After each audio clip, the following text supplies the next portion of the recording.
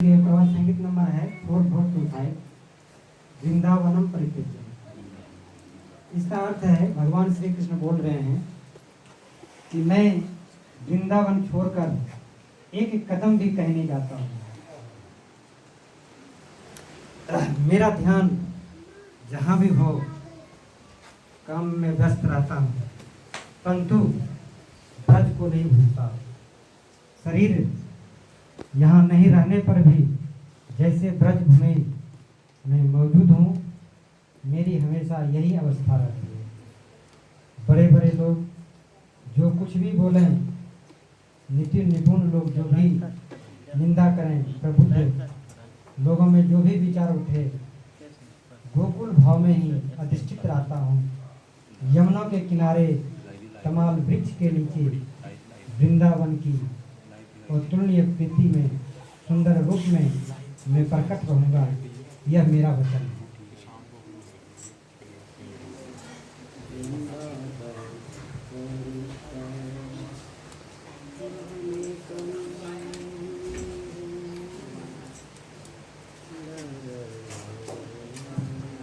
एक बार भगवान श्री राम जी जब नदी पार कर रहे थे, तो जो केवट हैं जो नाव चलाते हैं, वह केवट वहाँ पे थे। तो भगवान श्री राम की चरण जहाँ जिस वस्तु से छूता था वह स्वर्ण हो जाता है, सोने में बदल जाता है। तो उनकी जो पत्नी थी केवट की, वह क्या करने लगी, घर से सामान उठा ला करके उनके चरणों में डाल रही है। जो केवट हैं बोलते हैं, रे जिनके चरणों में इतनी शक्ति, उन्हीं को अपने घर ले चलो, सामान क्यों लाए। तो प्रभु से निवेदन किया, तो प्रभु उनके घर पहुँचे। जब घर पहुँचे, जब उनकी स्वागत हुआ वहाँ, जब लौटने लगा तो भगवान श्री राम उनको 4 धर्म, अर्थ, काम और मोक्ष, 4 उनको वरदान दिए फल के रूप में, धर्म, अर्थ, काम और मोक्ष। तो लक्ष्मण जी साथ में थे। बोले भाई तुम इतना कंजूसी क्यों कर रहे हो, हम 4 दिए, कम से कम तुम भी तो कुछ दे दो। तो उन्होंने बोला ठीक है, मैं भक्ति देता हूँ। तो भक्ति के बगैर यह जो धर्म, अर्थ, काम और मोक्ष है, यह पूरा नहीं होगा। इसलिए भक्ति जो है वह सर्वश्रेष्ठ है। इसके बगैर हम धर्म, अर्थ, काम, मोक्ष नहीं कर सकते। तो परम पुरुष के संबंध में कहा गया है,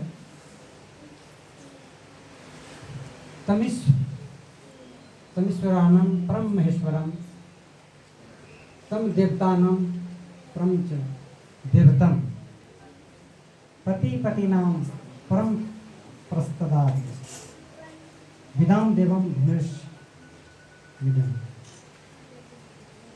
तमीश्वरानम परम महेश्वरम तम देवतानम परम चो देवतम पति पतिनाम परम प्रस्तदात् विदाम देवम भुवनेश विधि। इसका अर्थ बता रहे हैं कि तुम जो है ईश्वर के ईश्वर, ईश्वरों में भी सर्वश्रेष्ठ ईश्वर परमेश्वर, महेश्वर, परमेश्वर, ईश्वरों में भी सबसे श्रेष्ठ ईश्वर तुम महेश्वर हो, और देवता में भी तुम सबसे श्रेष्ठ देवता हो। पति पति नाम परम प्रस्ताव, तुम सबके जो संरक्षक हो, जो पति हो तुम, उससे भी तुम सर्वश्रेष्ठ,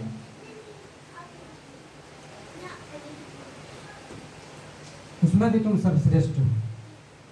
पति पति नाम परम प्रस्तादत, और बोल रहे हैं कि विदाम देवम भुवनेश मीडियम।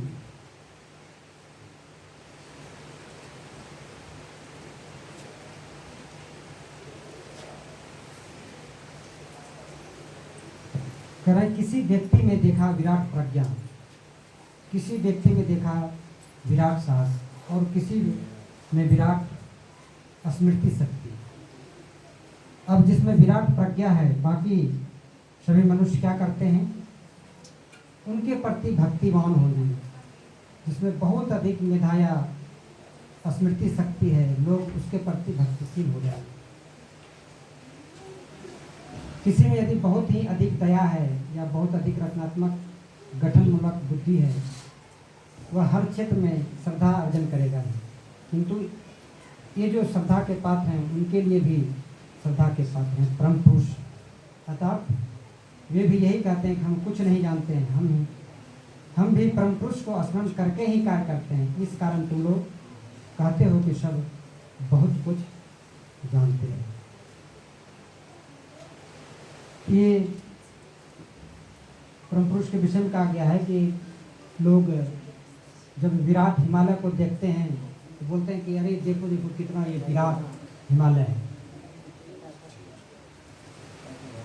तो उसके प्रति अचानक क्या हो जाता है, इस विराट को देख करके एक भक्ति भाव हो जाता है।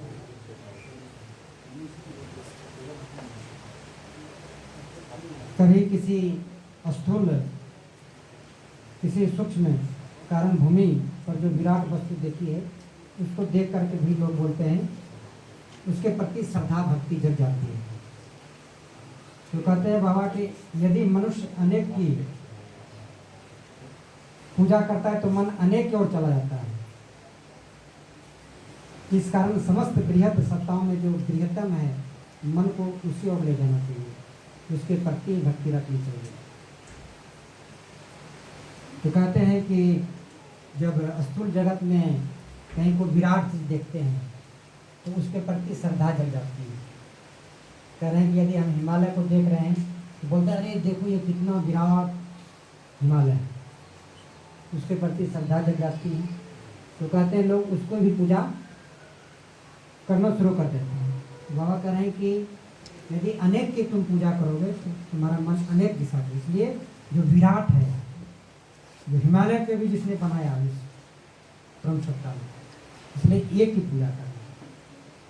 तो बहुत स्थूल जगत में, संसार में क्या है, किसी के अंदर में थोड़ा सा भी सिद्धि आ गया, उसकी शिष्यों की जो है लंबी लाइन लग जाती है। होता है कि नहीं? भगवान ने थोड़ा सा किसी को कुछ दे दिया सिद्धि, देखेंगे समाज में क्या है, शिष्यों की उसकी लंबी लाइन लग जाती है। तो बाबा कह रहे हैं कि अनेक की पूजा नहीं करना है। उनको सिद्धि किसने दिया है? परमात्मा ने दिया। इसलिए हमको किसको पकड़ना है? उनको पकड़ना है, न कि जो नीचे के मनुष्य हैं। उन्हें यदि इस जन्म के पुण्य कर्म के फल, या फिर हो सकता है पिछले जन्मों का कर्मों का पुण्य फल है, उसे मिल गया, उनकी इच्छा थी पिछले जन्म में, और इस जन्म में बहुत कम समय में मिल गया। इसका मतलब ये नहीं कि वो भगवान बन गया और उसको हम जाके वंदना करेंगे। ऐसा नहीं करना है, एक को पकड़ना। ऐसा समाज में भी है कि नहीं? बहुत है माइंड रीडर। वही तो जाते हैं लोग सारे, जान रहे हैं ना? वही सब लोग जाते हैं। आनंद मार्ग में तो कम है, आनंद मार्ग में दारा भी तो कम है।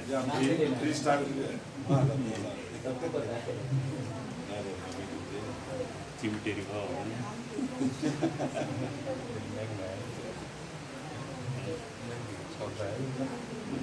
प्रभुता बाबा की। हमारे पास भी आ गया, आ गया आपके पास सादा मतलब बस निकाल करना चिमटा रखा करो आप भी। है तो जो सोचने लगा वो होने लगा। अच्छा ठीक है।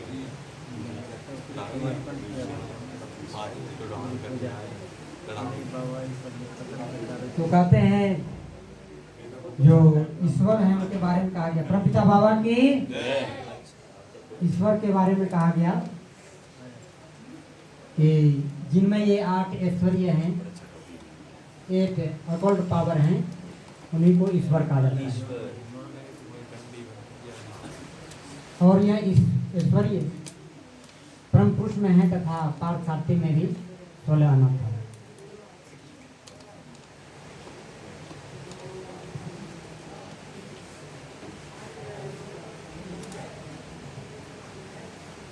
ये ब्राइटनेस अच्छा भीड़ दानी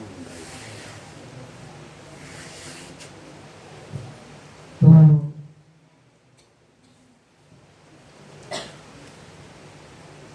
रहे हैं जो पार्थ सारथी का जो रोल था,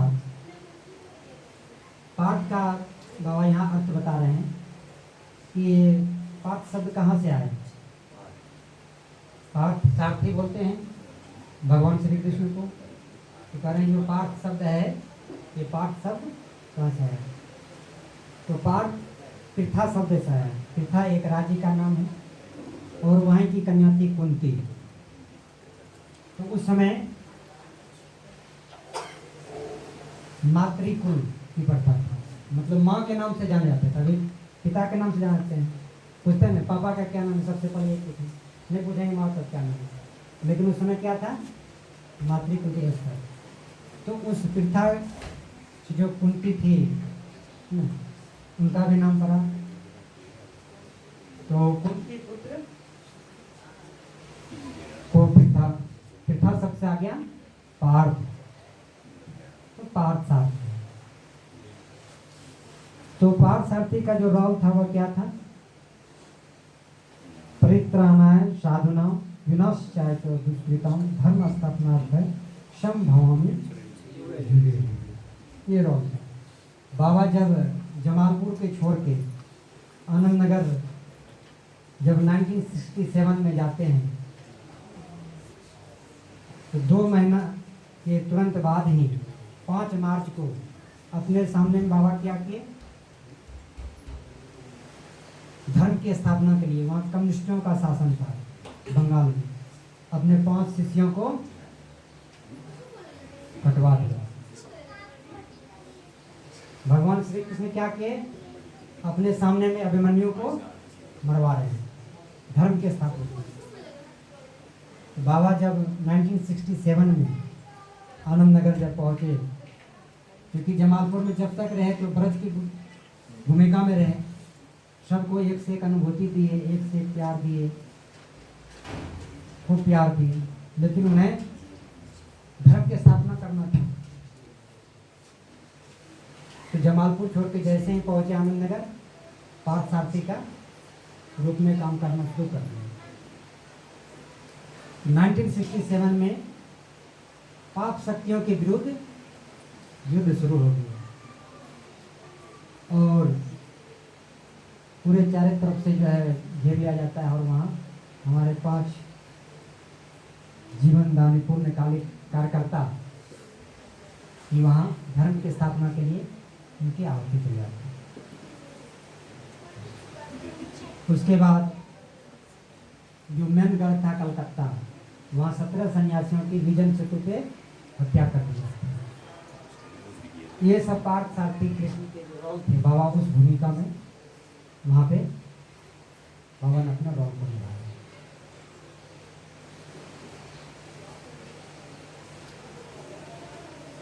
तो धर्म की स्थापना के लिए वहाँ पे बाबा ने पार्थ सारथी जो कृष्ण है, एक सुदर्शन चक्र लेकर के धर्म की स्थापना के लिए खड़े हैं। और बाबा ने धर्म की स्थापना के लिए अभी हम लोगों को क्या हथियार दिया, आप लोगों को पता है? क्या क्या हथियार दिए बताइए? हथियार दिए हैं कुछ? हम लोगों को 3 हथियार दिए हैं, ठीक है। एक बार स्वरूपानंद दादा जा रहे थे, कलकत्ता में सफ़र कर रहे थे, तो उधर तो बंगला बोलते हैं सबको कलकत्ता में। तो यूथ लड़का लोग थे, तो बोले कि सन्यासी ड्रेस में देखे, तो दादा को देखे बोले एक के बंगला में, एक के मतलब ये कौन है? तो बोल रहा है कि 47 थे। एक 47 बोले एक 47। तो बाबा ने हम लोगों को शस्त्र दिए हैं उस शास्त्र के रूप में। वह क्या है? धर्म शास्त्र, दर्शन शास्त्र और समाज शास्त्र। 3 हम लोगों को हथियार दिए हैं चलाने के लिए, धर्म की स्थापना करने के लिए। तो हम लोगों को जाना चाहिए कि नहीं चलाने के लिए? तो दर्शन शास्त्र क्या है हम लोग कौन बताएंगे? दर्शन शास्त्र क्या है फिर बताइए? प्रकार का जो दर्शन शास्त्र है क्या है, तो बताइए। आनंद सूत्रम। हाँ बहुत अच्छा, कौन बताए? क्या सूत्र होता है? बहुत मैं नहीं बताया। बहुत ये thank you। दिया है इसको तो ये दर्शन शास्त्र क्या है? आनंद क्रम आनंद सूत्रम जानते हैं? बहुत पतली किताब है, बहुत पतली किताब, लेकिन वो क्या है, सारे दर्शन का उसमें निचोड़ है। एक एक जो श्लोक है जो सूत्र रूप में है उस पे महाकाव्य लिखा जाता है, मोटी मोटी किताब लिखी जाती सृष्टि चक्र है ना।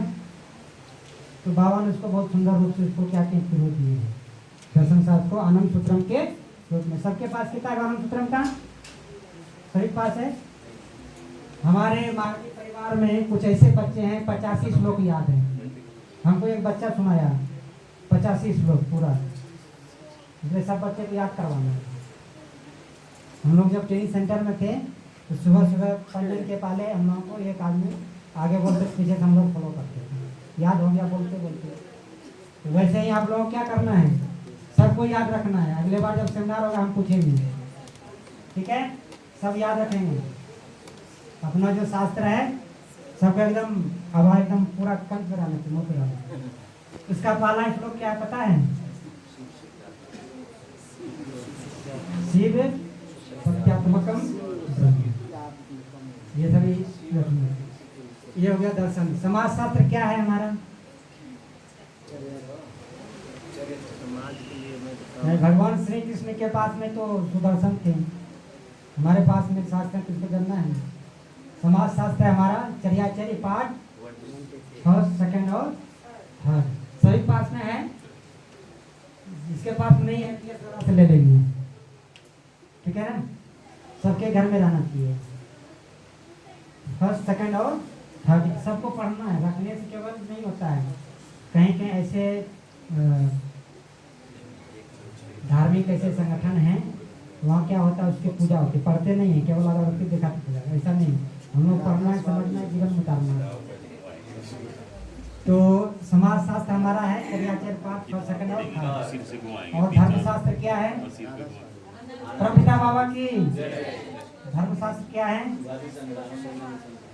हाँ, बाबा ने कहा सुवासित संग्रह, जो है मेन है सुवासित संग्रह है। उसके साथ साथ नवमी नमः शिवाय संता है, लेकिन मेन जो हमारा क्या है? सुवासित संग्रह। तो ये हमारा जो है इसे हमें जानना है, समझना है। जो बाबा दिए हैं धर्मशास्त्र, दर्शन शास्त्र और समाज शास्त्र।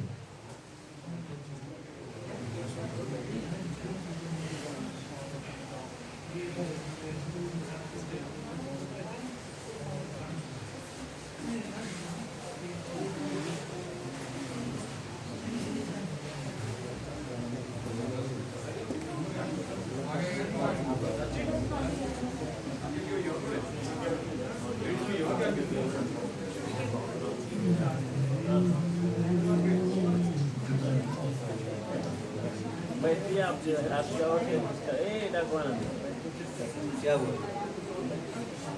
इससे से आप पंखा डुला कोई बात नहीं, नहीं बिठा आपका नहीं। किसने पंखा डुला रहे थे। परमपिता बाबा की एक प्रभात संगीत है 2-0। इसका भावार्थ है, बोल रहे हैं हे कृष्ण मुरारी, तुम्हारी बांसुरी ने जड़ और चेतन को जगा दिया था। हे कृष्ण मुरारी, तुम्हारी बांसुरी की धुन ने जड़ और चेतन को जगा दिया, तो उसमें प्राण ला दिया था। तुम मधुर भाव, मधुर हंसी, मधुर छंद और मधुर चरण में आए थे। उसके बाद कितने युग बीत गए, मन की यमुना सूख गई, तुम नहीं आए और बांसुरी भी नहीं बजाए। विश्व के आकाश में मधुर ध्वनि को नहीं जागृत किए। हम लोग तुम्हें स्मरण करते करते तुम्हारे अपूर्ण कार्य को पूर्ण करेंगे। ये भक्त बोल रहे हैं, तुम्हारे जो अपूर्ण कार्य है उसको हम लोग पूरा करेंगे। ये जिम्मेदारी हम लोगों को करना है।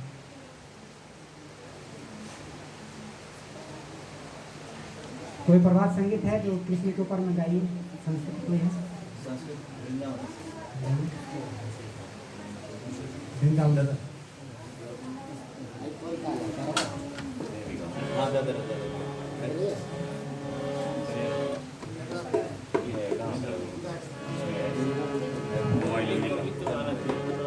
आगे लिखा हुआ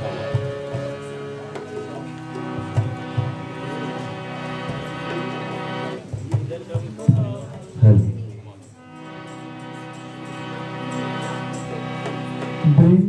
वृंदावनं परित्यज्य पादुकं न गच्छामि। वृंदावनं परित्यज्य पादुकं न गच्छामि। पश्यामि जत जदा जदा पश्यामि यत् जदा जदा ब्रजभावं विस्मरामि। ब्रजभावं विस्मरामि। पादमेकं न गच्छामि। पादमेकं न गच्छामि। वृंदावनं परित्यज्य पादमेकं न गच्छामि। वृंदावनं परित्यज्य पादमेकं न गच्छामि। वदन्तु जगत् महाजनाः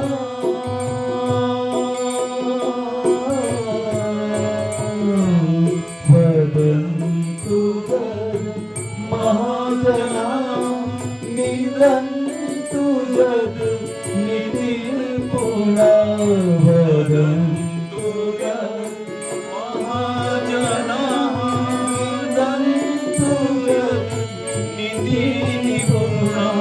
भाषन्ते जगत्प्राज्ञजना भाषन्ते जगत्प्राज्ञजना।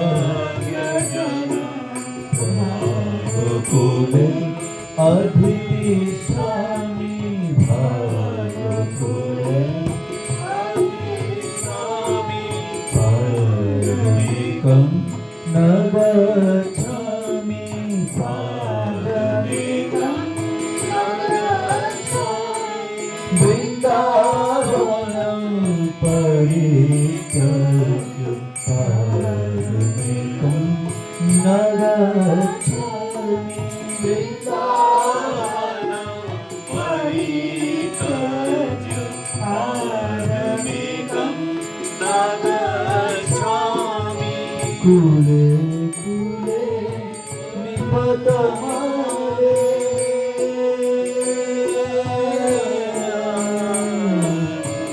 कुले कुले निपतमाले प्रीति वृंदावने असुरे। कुले कुले निपतमाले प्रीति वृंदावने असुरे। जमुना कुले सुनिए जमुना कुले सुनिए। प्रकटो अहम् एवं वदामि। प्रकटो अहम् एवं वदामि। पादमेकं न गच्छामि। पादमेकं न गच्छामि। वृंदावनं परित्यज्य पादमेकं न गच्छामि। वृंदावनं परित्यज्य पादमेकं न गच्छामि। पश्यामि यत्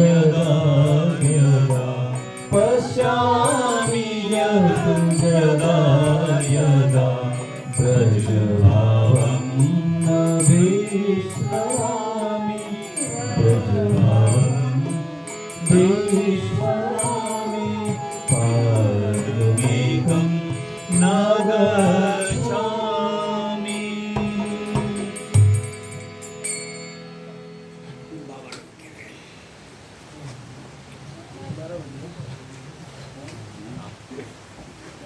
परमपिता बाबा की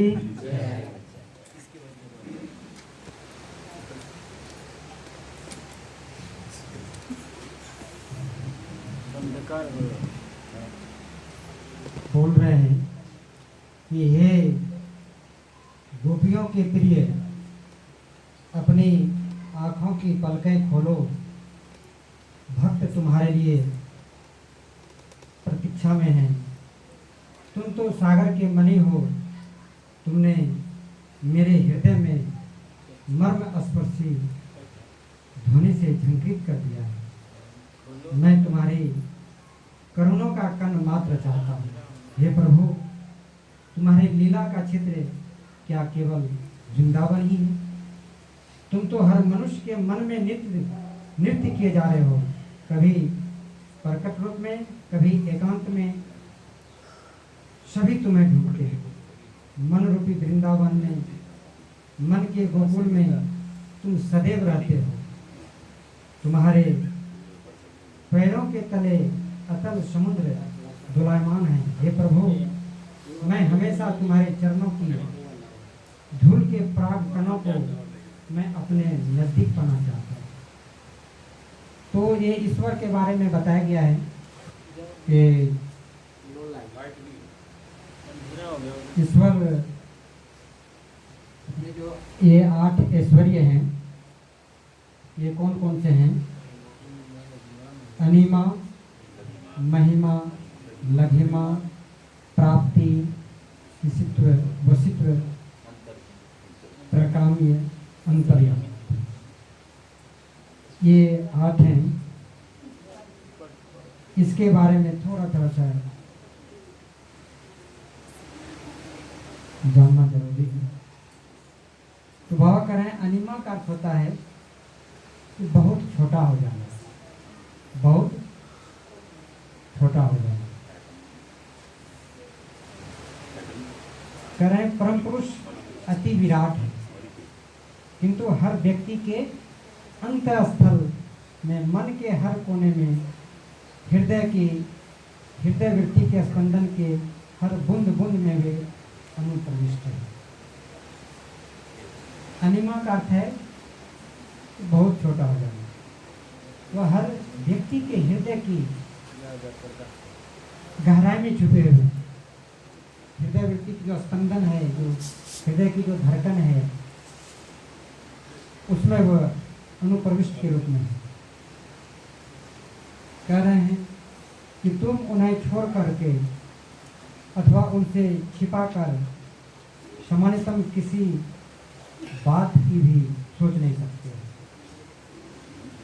उनसे छिपा करके हम कोई बात नहीं सोच सकते।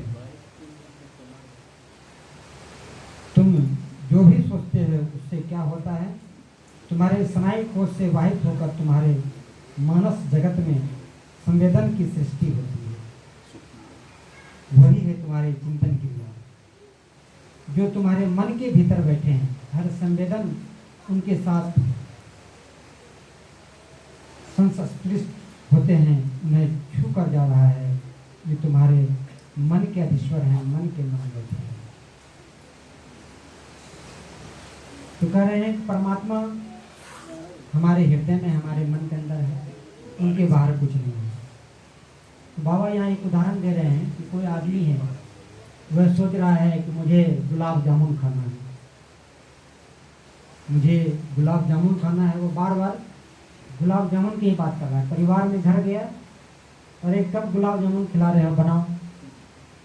तो 1 सप्ताह 10 दिन तक उसके मन में गुलाब जामुन की बात चलते रहा। तो चलते चलते होता है क्या, कह रहे हैं यादृशी भावना यश सिद्धि भक्ति तारीफ। और फिर उसका मन जो है वही रूप ग्रहण कर लेता है, उसी तरह को हो जाता है। कहते हैं कि यदि कोई व्यक्ति के मन में चोर वृत्ति जग उठती है, इस कारण उस प्रकार की बातें नहीं सोचेंगे। कह रहे हैं कि जो एक ही चीज को लेकर के सोच रहा है, चिंतन कर रहा है, उसका जो वृत्ति है वो चोर वृत्ति, जिस बारे में चिंतन करता है वो वृत्ति वो डेवलप हो जाता है। तो कह रहे हैं इसलिए बहुत सोच समझ करके हमें किसी के बारे में कोई चीज़ की जो इच्छाएं हैं वह इच्छा भी आदमी को लेना चाहिए। हमें कि जो इच्छा हमारे मन में है इसकी जो पूर्ति करने के लिए हम बार बार मन में उस भाव को ला रहे हैं, चिंतन कर रहे हैं, वो हमारे आध्यात्मिक उन्नति के लिए उपयुक्त है कि नहीं है। कह रहे हैं कि जब भी इस प्रकार की मन में भावना आती है, जब भी इस प्रकार की मन में भावना आती है, जब भी इस प्रकार की भावना जगे तो घुमा फिरा करके परम पुरुष की ओर ले जाओगे और कहोगे कि हे परम पुरुष, तुम जैसा चाहोगे वैसा ही होगा, क्योंकि उनकी अनिमा तुम्हारे मन के मध्य अनुप्रविष्ट है। जैसे कि एक गिलास शरबत के रंध्र रंध्र में चीनी अनुप्रविष्ट कर जाती है, उसी प्रकार तुम्हारे चिंतन धारा में उनकी अनिमा अनुप्रविष्ट हो जाती है। तो जो मनुष्य की जो इच्छाएं हैं वह बहुत सोच समझ के इच्छा रखना चाहिए।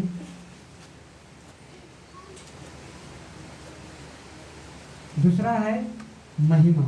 महिमा का अर्थ है बृहद। जो 8 ऐश्वर्य हैं, दूसरा जो है महिमा। महिमा के बारे में बता रहे हैं कि जितने मनुष्य के जितने मन हैं, जितने अनुमानस हैं, सभी उनमें विधृत हैं। अतः यदि जीव मानस एक बिंदु जल है तो भूमा मानस समुद्र है। तुम्हारा हर उत्थान पतन, हर संवेदन किस प्रकार हो रहा है वह उनके भीतर हो रहा है, उस विराट समुद्र के मध्य ही हो रहा है। तुम तो उनके बाहर जाकर कुछ सोच भी नहीं सकते, क्योंकि वो विरहत हैं। उनके मन के अंदर में हम और आप हैं, उनके बाहर हम कुछ सोच नहीं सकते। सारी दिशाएं उन्हीं के अंदर में उन्हें घेर कर रखे हैं।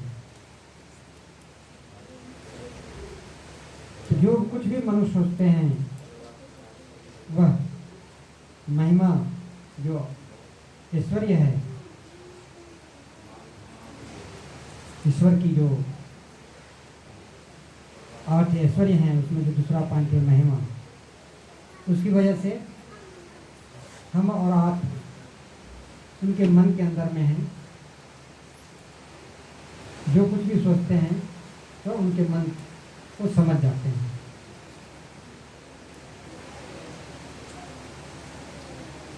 जो तीसरा है वह है लघिमा।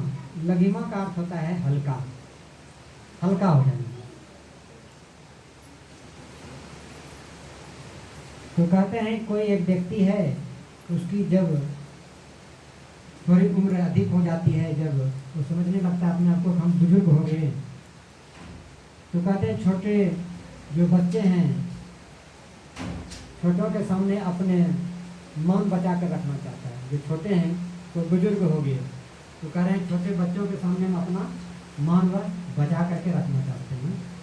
कह रहे हैं वह जब हंसते हैं और बोलते हैं तो बहुत माप तोड़ के, जब वो हंसते और बोलते हैं तो बहुत माप और तोड़ करके। नहीं तो छोटे बच्चे क्या सोचेंगे, उनके सामने हम हल्के हो जाएंगे। और वह बनना चाहता है, भारी बनना चाहता है। कहते हैं वह वास्तव में भारी नहीं है, लेकिन भारी बनने की चेष्टा कर रहा है। तो बोल रहे हैं कि परम पुरुष के साथ क्या होता है, ये जो लघिमा परम पुरुष के साथ है, कह रहे हैं वो हमेशा छोटा बच्चा बन के रहना चाहता है। परमात्मा हमेशा छोटा बच्चा बनकर रहेंगे। क्यों रहेंगे? क्योंकि इस विश्व ब्रह्मांड का बोझा ढोना है उसे। जो पूरा विश्व ब्रह्मांड है उन्हें इसका बोझा ढोना है। वे नए सिरे के भार को खुद बढ़ाने का चेष्टा क्यों करें? जो चौथा है वह है प्राप्ति। प्राप्ति के बारे में बोल रहे हैं कि देखो मनुष्य बहुत कुछ चाहता है, मनुष्य बहुत कुछ चाहता है पर पाता उससे बहुत ही कम। मनुष्य क्या है, बहुत कुछ चाह रहा है। परमपिता बाबा की मित्रा देवी आ रही है। मनुष्य बहुत कुछ चाहता है लेकिन पाता बहुत कम है। कह रहे हैं कि मनुष्य को यह पता नहीं कि उसको किस चीज की आवश्यकता है। परम पुरुष जानते हैं किसको किस वस्तु का प्रयोजन है। उन्हें अपने लिए कुछ चीज की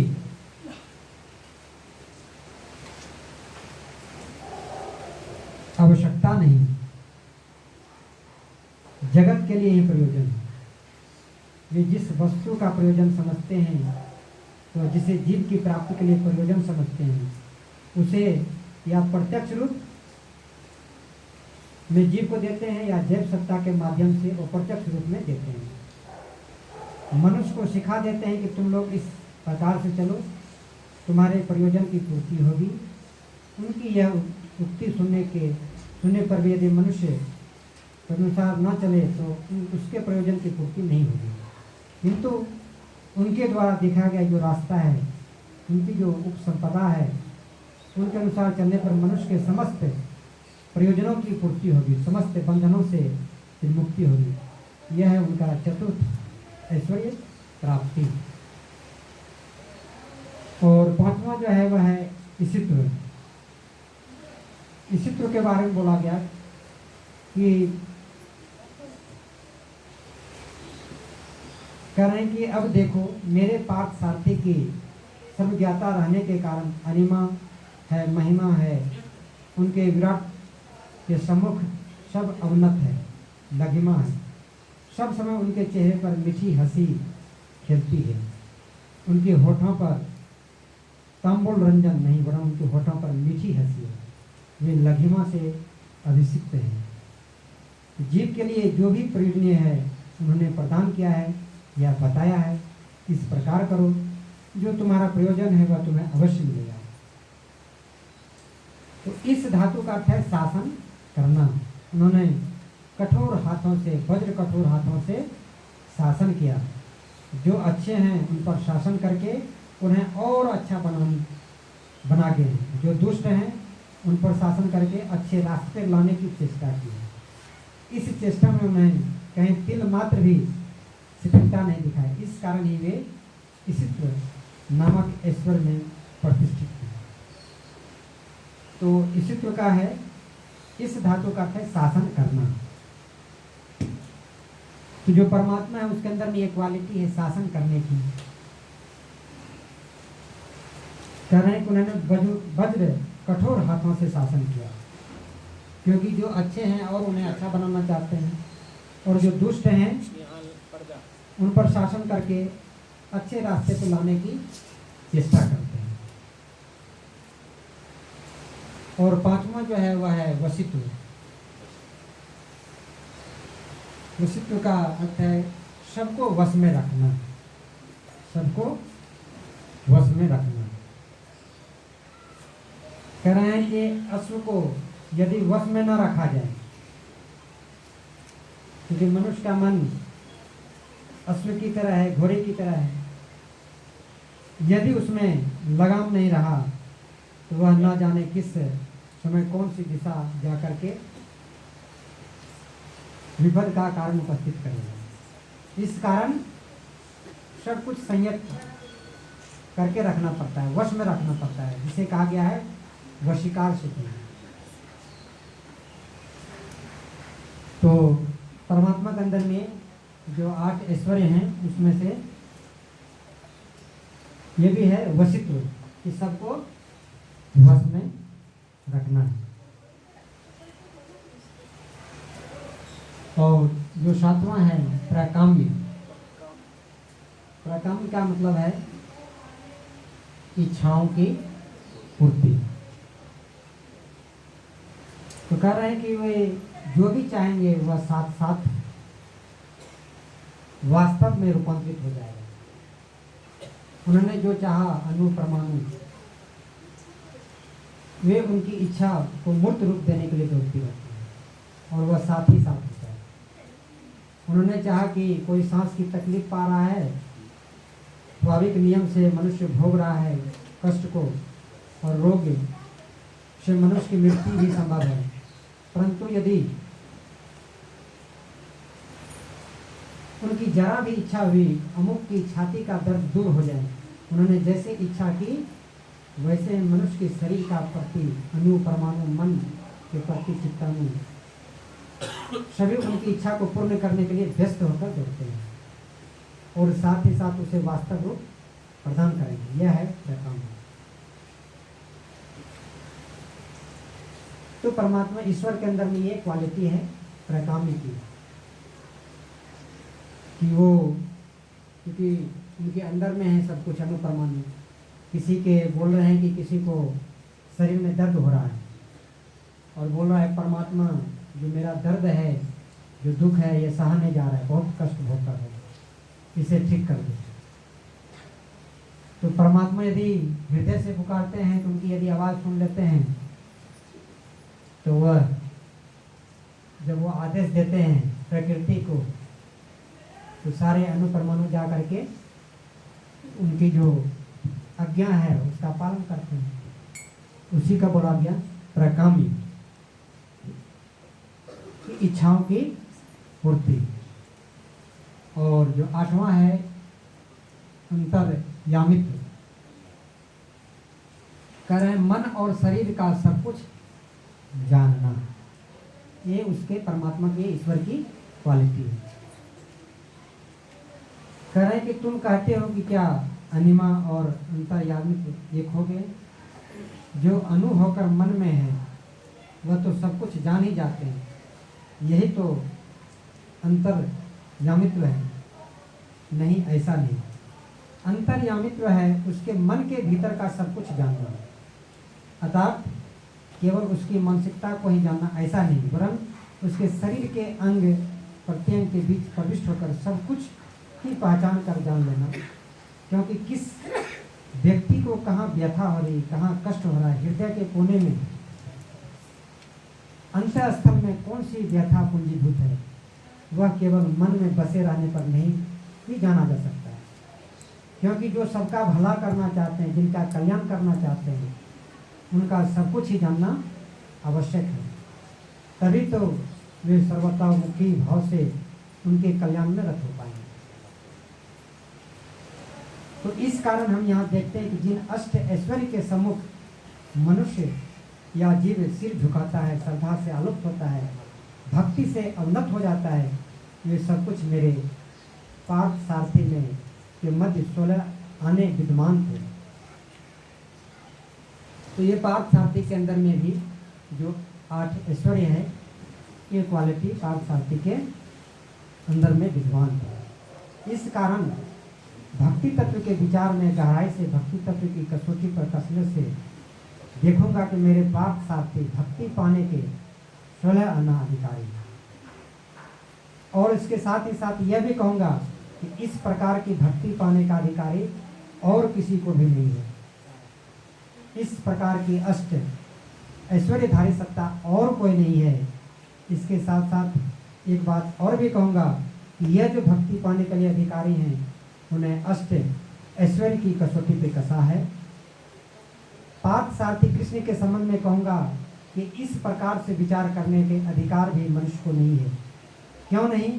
क्योंकि जो ऐश्वर्य हैं 1, 2, 3, 4 कहकर जिन 8 के बारे में कहा गया है, इसके विचार करने के लिए कैसी प्रज्ञा हो सकता है। ये अष्ट ऐश्वर्य उसमें जितनी मात्रा में है, अनंत मात्रा में, अर्थात पार्थ सारथी से भी अधिक हो, जिनमें इस पर विचार करने का अधिकार केवल उन्हीं को है, मनुष्य को नहीं। इस कारण पार्थ सारथी मनुष्य की विचार क्षमता के बाहर है, मनुष्य की चिंतन धारा की परिधि के बहिर्भूत है। इसलिए मनुष्य को उन्हें विचार के द्वारा पाने की चेष्टा न कर आत्मसमर्पण के द्वारा पाने की चेष्टा करना उचित है, तथा वही एकमात्र पथ है, द्वितीय कोई पथ नहीं। तो ये पार्थ सारथी के बारे में बाबा बता रहे हैं। कि उनके अंदर में भी ये जो ये अष्ट ऐश्वर्य था, ये 8वां क्वालिटी उनके अंदर में भी था।